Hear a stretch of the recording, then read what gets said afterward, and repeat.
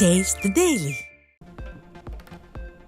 அண்ணா பல்கலைக்கழக வளாக பாலியல் வழக்கில் காவல்துறை மாணவியின் தனிப்பட்ட விவரங்களுடன் எஃப்ஐஆரை இணையத்தில் வெளியிட்டது. பாதிக்கப்பட்டவரின் பெயரை வெளியிடக்கூடாது என்ற அடிப்படை கூட ஸ்டாலின் மாடல் அரசின் காவல்துறைக்கு தெரியாதா என எதிர்க்கட்சித் தலைவர் கேள்வி.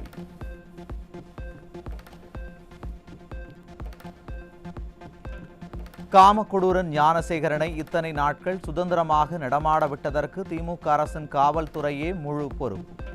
இவ்வளவு முக்கியமான வழக்கின் குற்றவாளியை எதற்கு காவல்துறை விடுவிக்க முயற்சித்தது என எதிர்க்கட்சித் தலைவர் எடப்பாடி கே பழனிசாமி கேள்வி.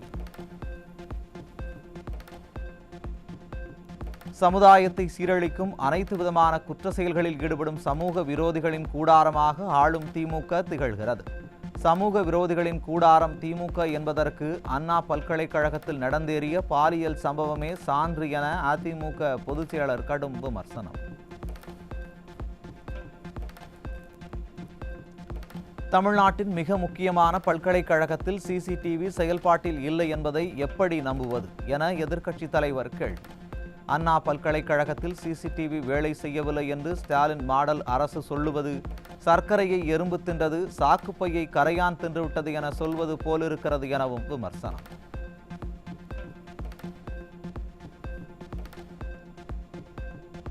முதலமைச்சர் ஸ்டாலின் பாலியல் குற்றங்களை தடுக்கவும் சட்டப்படி உறுதியான நடவடிக்கைகளை மேற்கொள்ள தமிழக காவல்துறைக்கு முழு சுதந்திரத்தை வழங்கவில்லை. எதிர்க்கட்சித் தலைவர் எடப்பாடி கே பழனிசாமி குற்றச்சாட்டு.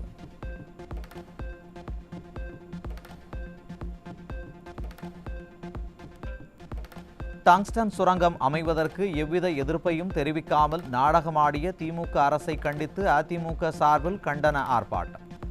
அதிமுக மதுரை புறநகர் கிழக்கு மாவட்டத்தின் சார்பில் டிசம்பர் 30 காலை 10 மணியளவில் மேலூரில் மாபெரும் கண்டன ஆர்ப்பாட்டம் நடைபெறும் என அதிமுக பொதுச் செயலர் அறிவிப்பு.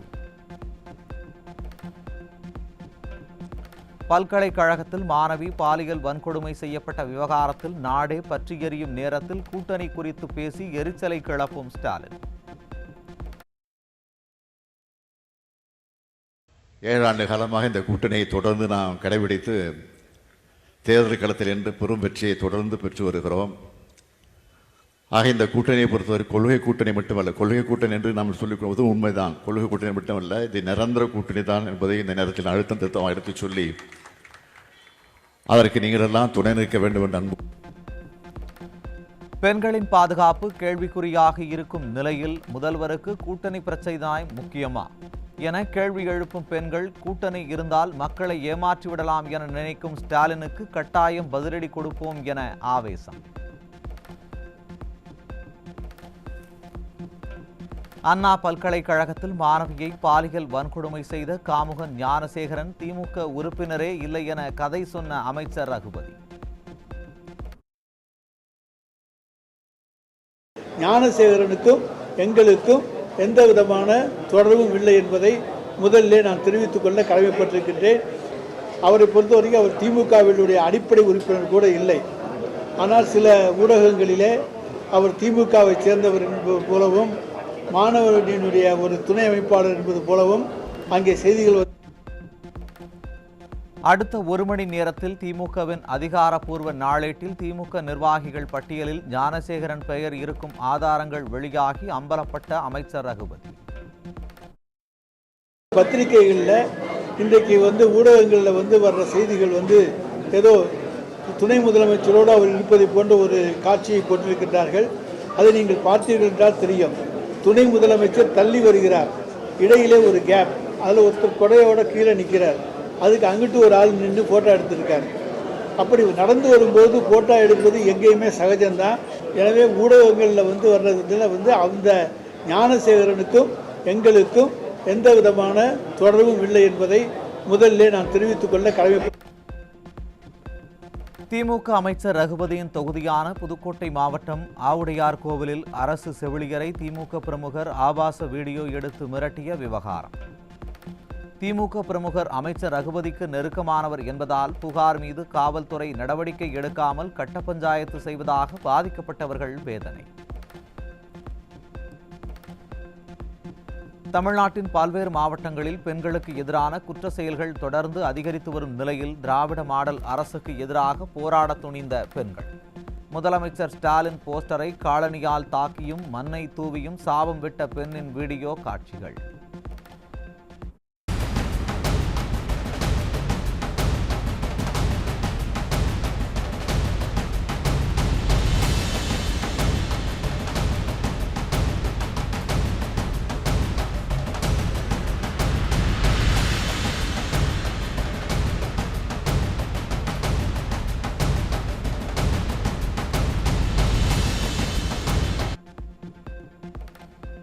கடந்த 35 ஆண்டுகளில் அண்ணா பல்கலைக்கழகத்தில் இப்படி ஒரு அநியாயம் நடந்தது இல்லை.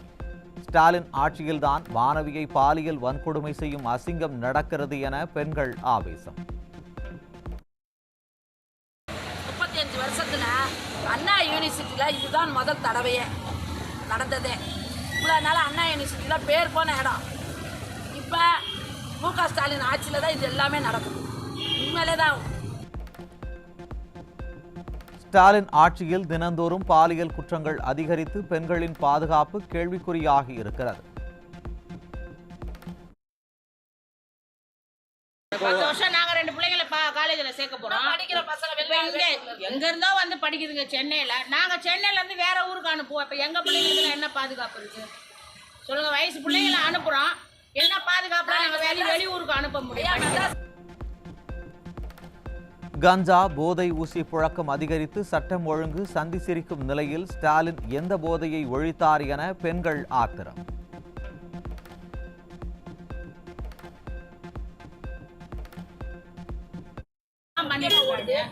என்னத்த ஒழிச்சு வச்சு ஒன்னும் ஒழிக்கல.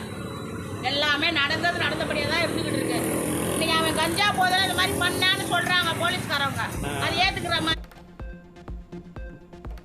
விருதுநகர் மாவட்டம் ராஜபாளையத்தில் மதுபோதையில் பெண் காவலருக்கு பாலியல் தொல்லை கொடுத்த சிறப்பு சார்பு ஆய்வாளர் சிக்கினார். பாலியல் குற்றங்களை தடுக்க வேண்டிய பெண் காவலர்களுக்கு காவல் நிலையத்திலேயே பாலியல் கொடுமை நடப்பது வெட்கக்கேடானது என மக்கள் விமர்சனம். வேலூரில் 12 வயது சிறுமிக்கு பாலியல் தொல்லை அளித்த புகாரில் மாநகராட்சி ஊழியர் ஜோசப் குமார் என்பவர் சிக்கினார். நிர்வாக திறனற்ற ஸ்டாலின் ஆட்சியில் நாள்தோறும் நடைபெறும் பாலியல் குற்றங்களால் பெண் குழந்தைகளை பெற்ற பெற்றோர்கள் கலக்கம்.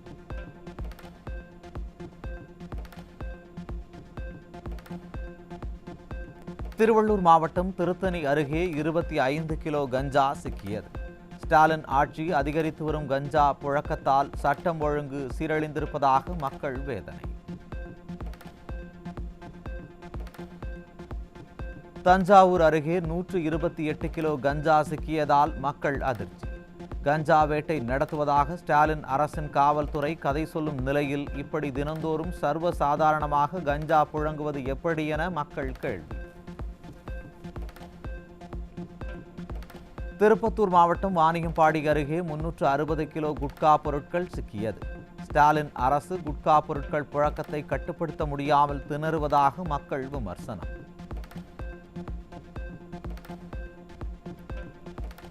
திருச்சியில் சட்டவிரோத லாட்டரி சீட்டுகள் விற்பனையில் ஈடுபட்டு பரிசு தொகையை தராமல் மோசடி செய்த திமுக பிரமுகர் உட்பட 2 பேர் சிக்கினர். லாட்டரி விற்பதே குற்றம், அதிலும் கூட பரிசு தொகை கொடுக்காமல் மோசடி செய்வதா என கேள்வி எழுப்பும் பொதுமக்கள் இத்தகைய மோசடிகளை செய்வதில் உடன்பிறப்புகள் கைதேர்ந்தவர்கள் என விமர்சனம். வேலூர் மாவட்டம் குடியாத்தம் அருகே நகை திருட்டில் ஈடுபட்ட கட்டிட தொழிலாளியை கடத்தி திருடிய நகையை திருப்பிக் கொடுக்கும்படி மிரட்டிய பெண் உட்பட 5 பேர் சிக்கினர். திருடு போன நகையை காவல்துறை மீட்டுக் கொடுக்கும் என்ற நம்பிக்கை இழந்ததாலேயே இத்தகைய சம்பவம் அரங்கேறி இருப்பதாக மக்கள் விமர்சனம்.